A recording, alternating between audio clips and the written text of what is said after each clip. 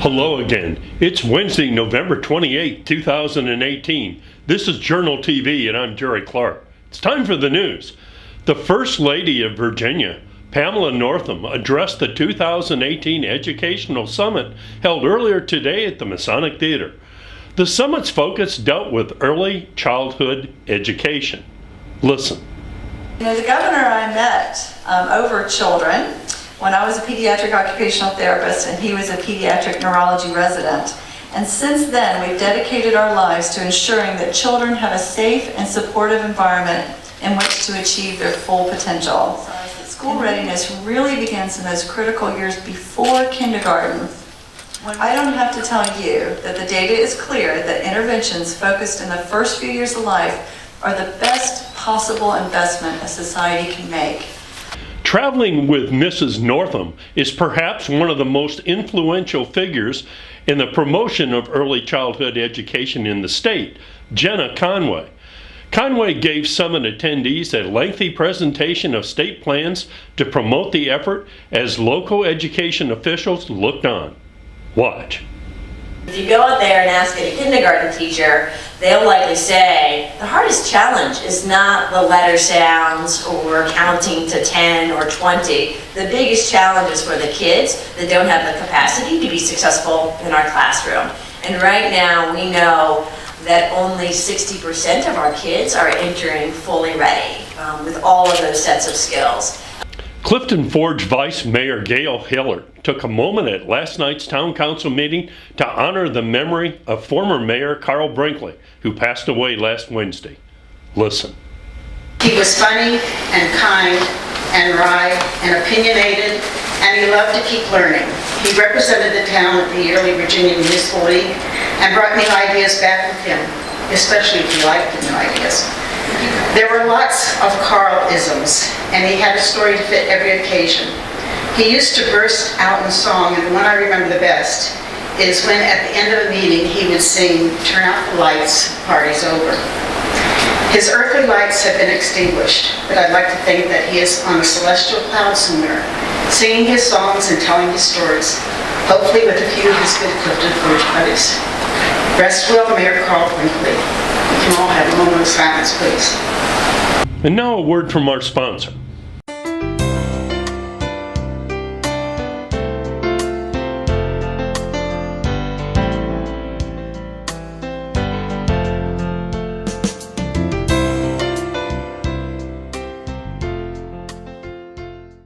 Clifton Forge Town Manager Darlene Burcham updated the public at last night's town council meeting on key facts surrounding the effort to spend several $1 million to update the town's dam. And council member Bob Umstead explained his yes vote. Watch. In accordance with current regulations of 4 dams in Virginia as specified by the Department of Conservation and Recreation, our dam is classified as high hazard and is currently considered to be in, quote, fair, unquote, condition.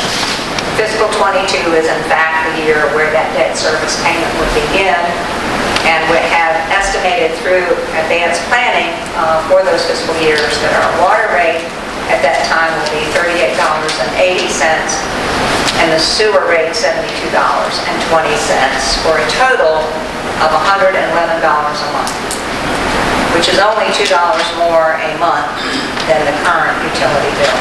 Voting simply because it's the right thing to do. The state wants us to do it. If it has to be done and we spend $6 million and 100 years from now they don't have to fix it, then it was $6 million spent well. In Iron Gate, Alleghany Utility Construction put up the town's new winter flags today, the culmination of the locality's effort to make its Route 220 corridor look even better for the holiday period. Covington residents Hannah Smith and Summer Pullen, along with many friends, associates, musicians, and entertainers, have created a neat fundraiser set for this Sunday at 3 p.m. at Kerfman Hall in Covington to aid the J.D. Downer family with some upcoming medical expenses. Listen. Becky will undergo a double mastectomy on Monday morning, December the 3rd, and JD will undergo back surgery on Friday the 7th. And so we wanted to put together this hymn sing and do a love offering so that we could help them with some medical expenses. And we'll be right back.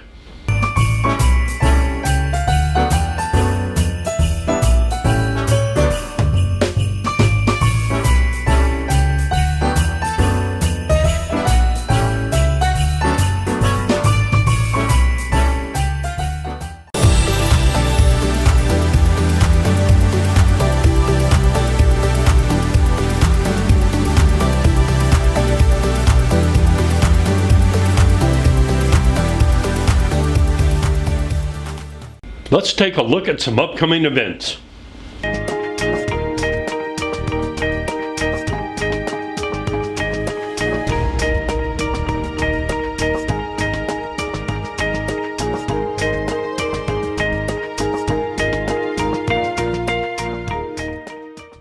And now for local obituaries.